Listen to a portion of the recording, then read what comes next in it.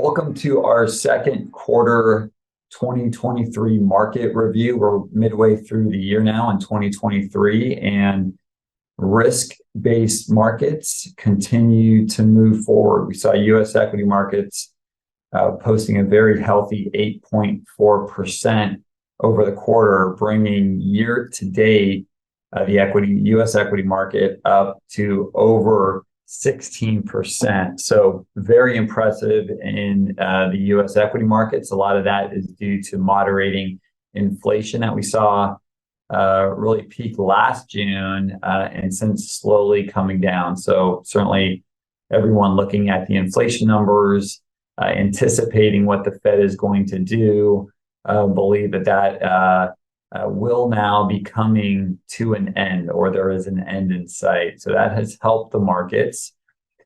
In the international markets, not quite as strong as the US equity markets, with a 2.4% gain over the quarter. But for the year, they're almost up 10%. So they have come back strong as well.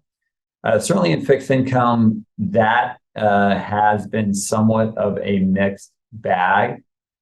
We saw over the quarter, with rates going up slightly, fixed income did post a negative return, negative 0.8% as measured by the AG.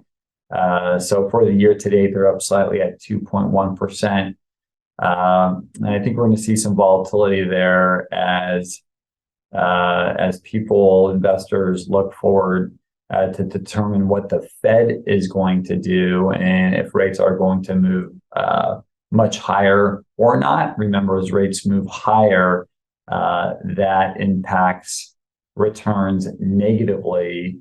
And that can be the short term, certainly where the Fed controls to the most extent, but that's even at the long term, which we need to watch. And we'll get to the fixed income markets in a little bit and look at the yield curve and where that sits. But in general, when rates move higher, that does hurt total returns in those markets. The labor market remains tight. We see unemployment at 3.6%. Certainly that's one indicator that the Fed is looking at.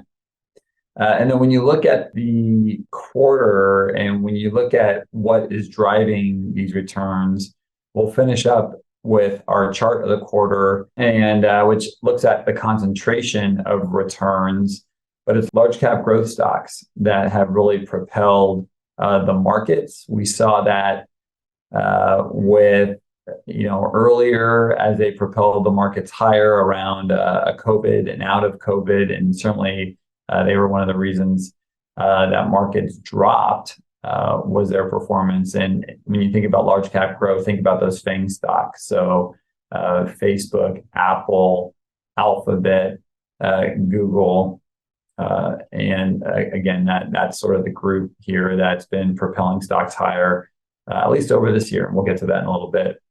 So let's explore some of these asset classes in a little more detail. And really want to just point everyone to the growth versus value slide on the top right. We saw growth really lead back again around 2019, 2020. You'll see the orange spike there.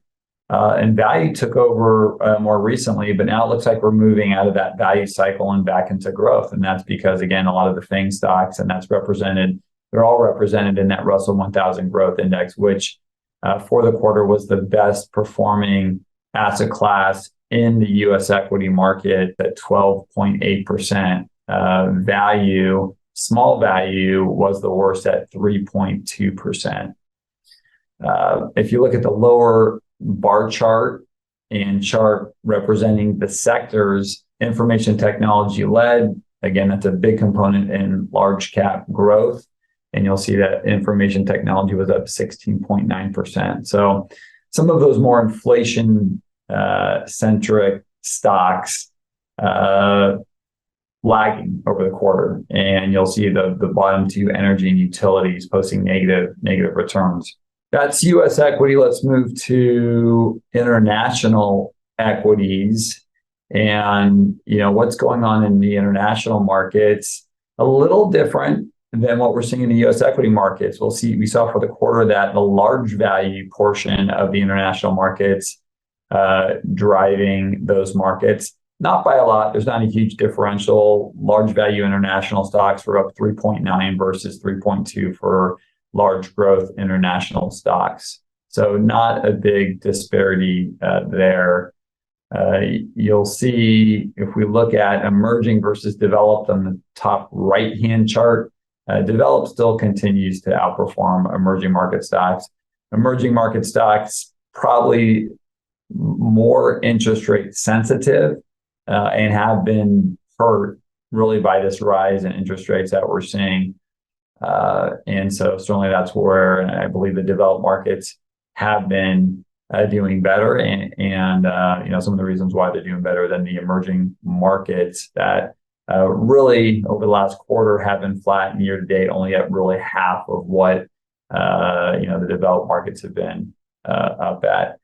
And you'll see that in the bottom. I alluded to this earlier, where domestic markets really outperforming international. International had because their valuations got so low over the past year or so, they had started to outperform, but now domestic is beginning to outperform again. Last but not least, in the fixed income markets, I noted interest rates moving higher. That affects the total return on bond funds. The Fed controls the short term. We saw the Fed hike this last quarter. They're looking at the data to determine if they are going to continue their hiking regime. It looks like that will probably be the case when we're looking at labor markets and inflation. The yield curve does remain slightly inverted.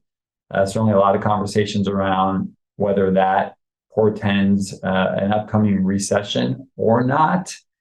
And that is certainly to be seen. But the orange yield curve here represents the most recent yield curve from 1 year ago when it was upward sloping. And so those long-term rates have come up a little bit, but not as fast as the short-term rates, which the Fed controls and continues to hike. As I mentioned, risk-based assets have outperformed. And when you look at the lower bar chart in the sectors, risk-based assets over the quarter, as represented by high yield corporate bonds, those are the riskiest, the bonds in the fixed income markets, they outperform really, most everybody else except for cash at 1.7% for the quarter. All of the other categories except for cash are interest rate sensitive. And again, the interest rates movement slightly higher did mean a negative return for your corporates, mortgages, government, and treasury inflation protected security asset classes. So when you look at our kaleidoscope year to date, large cap growth, U.S. equity, the best performing asset class at 29%, very impressive. Again, led by that small elite group of FANG stocks primarily.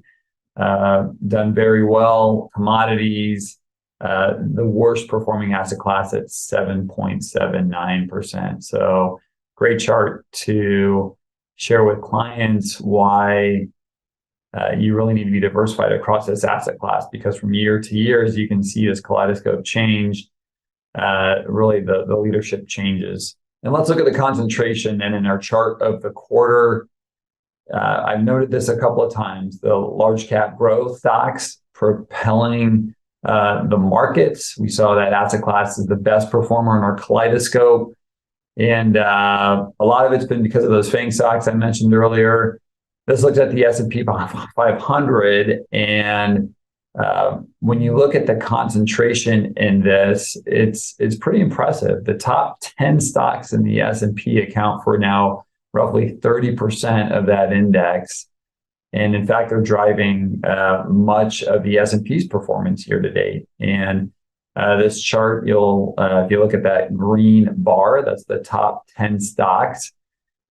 And if you look at the valuation or the PE of that, which is which represents or at least one measure of how expensive or cheap stocks are, Currently, they're trading at 30 times earnings, so 145% of average. So certainly much higher than average, and that's compared to the remaining basket of stocks in that index at only 17.8%, which is much more in line with where we've seen the valuation historically for the S&P 500, which is a broad measure of the large cap stocks in the U.S. equity market. So the concentration driving performance higher. A lot of that's large cap growth, and it'll be interesting to see how much higher if that group can drive us higher, but also a driver of the volatility within the markets, both up and down. So that is it for our quarterly market review, as you have market reviews with your clients. And we will see everyone next time.